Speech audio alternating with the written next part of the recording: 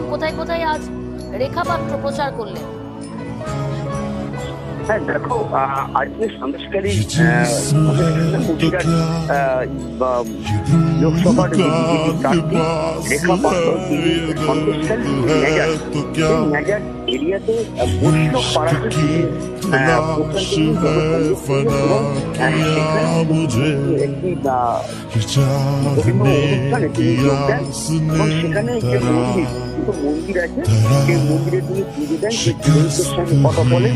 সেখানে সেই অনুষ্ঠানে যারা ছিল পুণ্যার্থীরা যারা এসেছিল তাদের সঙ্গে তাদের মাঝখানে বসে তাদের সঙ্গে তিনি একদম পুজোর অনুষ্ঠান দেখেন এবং যে সেখানে যে কীর্তনের অনুষ্ঠান হচ্ছিল সেই কীর্তনের অনুষ্ঠানে যারা করছিল তাদের সঙ্গেও কিন্তু তিনি একদম হাতে হাত মিলিয়ে কিন্তু তিনি নাচা শুরু করে এবং পুজো দেন এবং তারপরে কিন্তু সেই মন্দির থেকে বেরিয়ে এলাকার যেসব মানুষ আছে সেই মানুষদের সঙ্গে কথা বলেন, মা বোনেদের সঙ্গে কথা বলেন। ধন্যবাদ অনুপম।